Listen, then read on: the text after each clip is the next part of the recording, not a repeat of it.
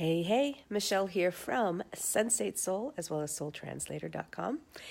And I work with empaths, HSPs, and creative, spiritual, empathic entrepreneurs so that we all can be the most healthy, soulfully successful, and creatively expressed sensitives that we possibly can be. And today in this video, we're going to talk for a moment about being adaptable, which empaths are really good at, and being and having a plan or being committed to things. So I'm sitting here on the river. It's a little bit of a cloudy day. Just watching the river. Taking a little moment here so you can watch the river. Do that turn slowly so you don't get seasick. And I'm thinking about this idea of adaptation versus commitment.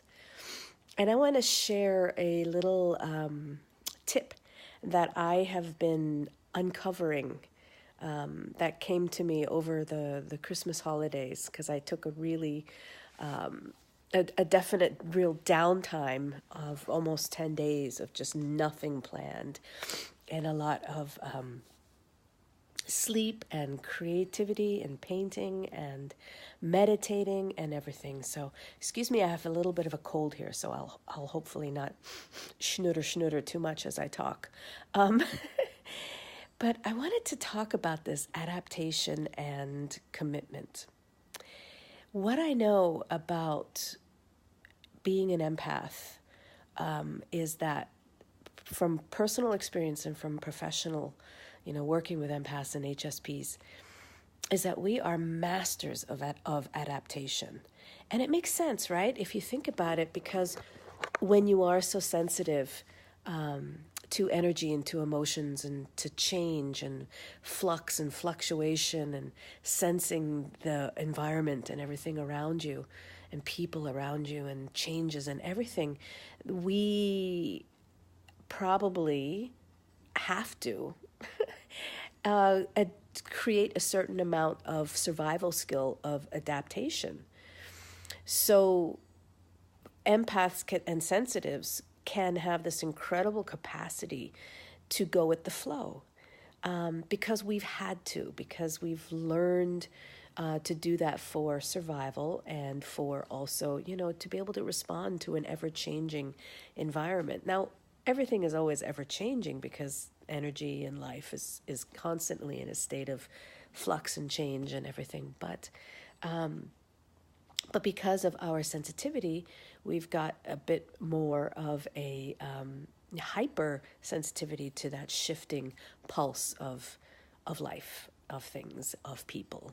We're always, the room readers and the ones who are aware of, when things shift. That's one of the greatest, most beautiful strengths of being an empath and sensitive, is because you've got that hyper awareness to change. That also means you can be an incredible channel to the creativity that comes through, to many, many, many things. But I want to stay on track here because I'm trying to do my best to keep videos short. So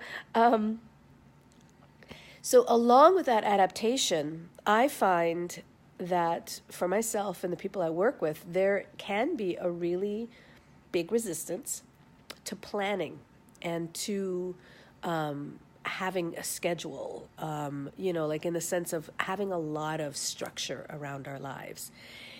And it makes sense, right? Because sometimes can be this like feeling like if I put too many parameters around my day, my months, that I'm gonna get stuck. I won't be able to adapt and flex as necessary. So I do have to say also there can be the opposite of this, which is a tendency to really want to overschedule, control, so that there can be a certain amount of predictability. So that's kind of that can be the shadow side of this feeling of needing to be in a constant state of adaptation, of responding to things around us.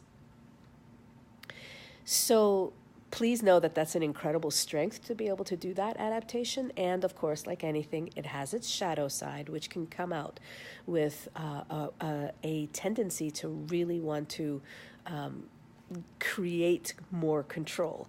So some empaths and sensitives are in the total like adaptation mode, flow mode, which can have its tough side too, because then things that we want to get done, in the sense of the bigger picture. I'm not talking about like the daily stuff, which of course that's sometimes true as well if you're really, stuck in a certain amount of analysis paralysis, or if you're stuck in a certain amount of just not committing to anything because you're in such a constant state of flow and responding to things around you. But I'm talking in the sense of the bigger things of being really clear of like, what do I want? What am I going for in my life?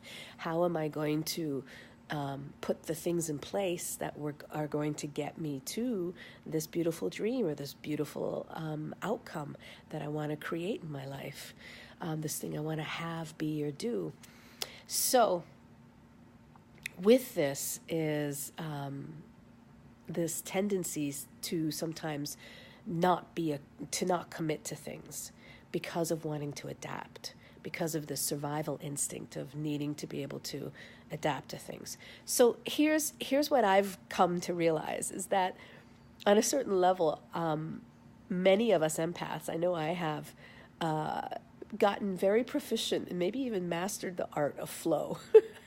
Even if we think sometimes that we, haven't, because flow is such a beautiful concept of just really being in the moment. But so give yourself some credit around, if you identify with this, if you're resonating with this, give yourself some credit that you have got this incredible ability to be able to adapt to life and to others and to things around you so that you can be flexible. And there's a lot of strength in that. And also there's this other side of it of a fear of really committing to things and to making plans. I come from a family of, I was raised as the empath creative in a family of high achievers. I have, there's doctors in my family. There's financiers in my family. There's a lot of there has been this striving and this, high achievers. I'll just leave it at that. And I would definitely say I'm very ambitious. And also, I sometimes have kind of, cut off my nose to spite my face in the sense of the things that I've wanted to go for in my life because of my fear of commitment or my resistance to be put in any sort of box or anything like that, because I want to be able to adapt and flow, because it was a survival instinct. But sometimes it works against me, and I have to be loose in my planning, but I still need to plan. So, because then I can go to the other side of it, where I become really vigilant on that control piece, where it's like, this is the strategy, this is what I do, and I set up that expectation to cross all my T's and dot all my I's and have that level of control, which then ends up kind of, killing the creativity. So this is a dance that I'm very familiar with as a sensitive and as an empathic creative entrepreneur. So I definitely can talk more about this, and I do, in another video specifically. And I also talk a lot about this in my work and with my clients. But here's the last thing I want to say is, there's this saying, I used to be a dance teacher in NIA, and it's a form of somatic dance fitness. And we have this saying that says, you can't have freedom without form, and you can't have form without freedom. And my word that's been coming up in meditations lately around this planning piece is gentle commitment. That doesn't mean I'm, loosey-goosey or floppy-woppy in my in what I want. Getting clear on what you want is really essential. That's the first piece. And then getting the feeling of what is the feeling you're going after, or what is the feeling you want to have. This is like the art of manifestation, working with the energies. And then creating a gentle commitment, giving yourself that room and permission to adapt as needed, but to also have the form, like the river, like I'm looking at the river, has the banks that holds it in. Have that form of what do you want to plan, and how is that going to help you move this dream, idea, creative project, whatever you're creating, how is it going to move it forward? So practice a sense of gentle commitment. That's a real kind of yin and yang right there. Give yourself the freedom to be able to adapt as needed, because as sensitives we have to, not only to others and around us, but to ourselves and to our own inner worlds. And also, don't be afraid to commit. Don't be afraid to plan. Make those, give that part of you, create the banks of the river and be the river. So, and give yourself permission. This is a mindset thing. I find it for myself, it's a mindset thing to be able to really not go on one side or the other side of the spectrum of expectation, and say, I can have both. I can adapt as I go along, and I also will, give myself the plan, the structure, the container of how I'm going to move something forward. All right, so a little bit longer than I was expecting. I'm practicing how to be able to make my videos more succinct. But anyway, if you have enjoyed this video, please do give it a like or a thumbs up, or subscribe to my channel if you're seeing this on YouTube, or also join me over at sensatesoul.com and for everything empath, sensitivity, creativity, and prosperity. And also, I have a new book coming out this year in 2019. It's called A Year of Empathy, and it's a daily inspirational reader.